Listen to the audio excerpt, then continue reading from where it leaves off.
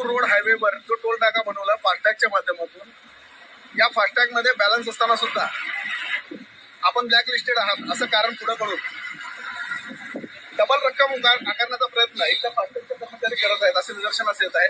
तरी जिल्हाधिकाऱ्यांनी इकडे लक्ष देणं अपेक्षित आहे. जय हिंद, जय महाराष्ट्र. सर जी 15 मिनिटं पूर्वी आम्ही इथून गेलोय. नमस्कार सर. मग आमचा टोल पडलाय. ओके. कदाचित आता येताना नसेल. आता ऑलरेडी बॅलन्स आहे. तुमच्याकडे दुसरा पर्याय अपेक्षित आहे आम्हाला जाण्यासाठी. टोल भरायला तयार आहे. आम्ही काय फ्री ऑफ कॉस्ट जा असं अपेक्षित नाही, पण आमचा भरपूर वेळ यात गेला. आता याच्यासाठी पर्याय काय तुमच्याकडे? भरपूर वेळ गेला तुमच्या स्टाफमुळे. कशा करता गेलं काय आता ते तुम्ही बघा. त्यांचा रोल काय येत आहे, कस्टमर केअरला कॉल करा फास्टॅगच्या, असं यांचं उत्तर आलं. सामान्य माणसाला कस्टमर केअरचा नंबर कुठून मिळणार? अच्छा. आणि दुसरा विषय बॅलन्स नव्हता का? आहे ना आता आहे. तुम्ही म्हणता नाही म्हणून माझ्याकडे आहे. आता जे काय झालंय तसं नसतं साहेब. येत आहे का आपण आपला चुकी आपल्याला दिसत नाही. माझं काय चुकलं सांगा. येत आहे का? आपलं काम काय आहे, नुसतं स्कॅन करून गाडी सोडायचं. आता त्याच्यात बॅलन्स आहे नाही आहे. हो तुम्ही ऐका ह्याच्याने चूक कोणाचं आहे? त्यांच्याबरोबर बोलणं झालं, काय झालंय. ठीक आहे. हा बोला. आपण तुमचं पण वेळ महत्वाचा आहे. मग कशाला आपण हे करायचं, डिस्कशन करायचं? मग हे कळायला पाहिजे ना. मी काय म्हणलो, पर्याय दुसरा घ्या. तुमचं काय पर्याय असेल ते. मी डबल रेट भरणार नाही. माझं फास्टॅग नियमानुसार मी पैसे देणार तुम्हाला. जाता तर 15 मिनिटापूर्वी मी. एक मिनिट साहेब, आपण काय म्हणतो, आपण तसं चालत नाही. आपण ठीक आहे. मी काय म्हणालो, ऐका, कामगार असो किंवा मालक असो, आमचं म्हणणं काय, हे कोणासाठी केलंय? भारतीयांसाठी, सोलापूरकरांसाठी. नाही आता काय अडचण काय विचार तुमच्या स्टाफला. मला काय विचार?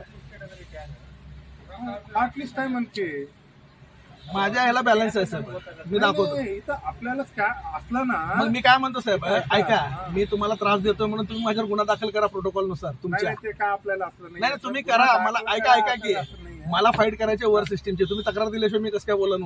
नाही साहेब, आपल्याला इथे हे काम करण्यासाठी नाही ठेवलेलं आहे. त्याच्यासाठी दुसरा सिस्टम आहे. आपलं नुसतं काम स्कॅन करायचं, गाडी सोडायचं. मग स्कॅन करायचं जाईल ना. आता काय करायचं सांगा. स्कॅन आता परत एकदा करायला लावा. हे शूटिंग घ्या रे ते बाबा. आता स्कॅन करायला लावा. बघा स्कॅन करायला लावा की. हे वायरनी जी पद्धत आहे ना, त्याला करून द्यायला लावा. परत एकदा करायला लावा. बघू. पुढे या सर थोडं गाडी. नाही तुम्ही या जवळ. आता मी नाही पुढं. 3-4 वेळा पुढं मागे झालंय. 3-4 वेळा झालंय. नाही साहेब, तुमचं नाही ऐकणार मी. असं नाही ऐकणार हो साहेब. आमचा वेळ गेला. आपण सिस्टम आहे. नाही असू द्या सिस्टीम. मी पण सिस्टीम तोडायच्या प्रयत्नात नाहीये. मग तुम्ही काय करू शकता ते करा की कायदेशीर. माझं असं म्हणणं आहे. मग काय करणार? गाडी थांबू द्या. मग इथं तुम्हाला त्रास होत असेल तर पोलिसांना बोला. समोर पोलीस आहेत. हे बघा साहेब, हे आपल्याला आउट ऑफ कामाचं सर जी, मी माझं काम केलं. माझं काम. बरं तुमचं म्हणणं काय, थांबू का जाऊ मी? नाही, तुम्हाला थांब आणि जायला हे नाहीये. थांब आणि जायला नाही. तुमचं टोल क्रॉस करताय, स्कॅन करा, निघा. आपल्याला काहीच अडचण नाही. ठीक आहे. मग मी काय करू सांगा. मी तर फास्टॅगला पैसे भरलेत. अरे भरलं तर फास्टॅग का रीड होत नाही?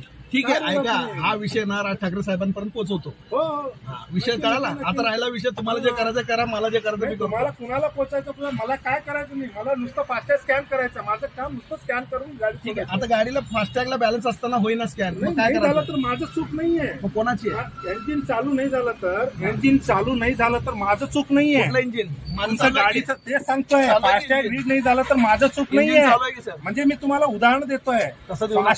फास्टॅग रीड नाही झालं तर माझं चूक नाहीये. माझं चूक नाहीये. आता मी काही करू शकत नाही. थांबा. मग तुम्ही थांबा, मी थांबतो. मग तुमचं इच्छा आहे तर पार्किंग जागा नाहीये. नाही तुम्ही करा की. मग गाडी मागे घ्या.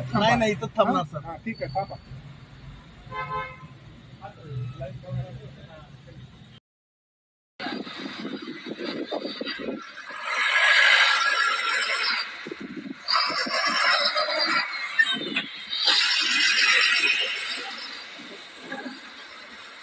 सोलापूर विजापूर रोड हायवेवर जो टोल नाका बनवला फास्टॅगच्या माध्यमातून, या फास्टॅग मध्ये बॅलन्स असताना सुद्धा आपण ब्लॅकलिस्टेड आहात असं कारण पुढे करून डबल रक्कम आकारण्याचा प्रयत्न एकदा फास्टॅगचे कर्मचारी करत आहेत असे निदर्शनास येत आहे.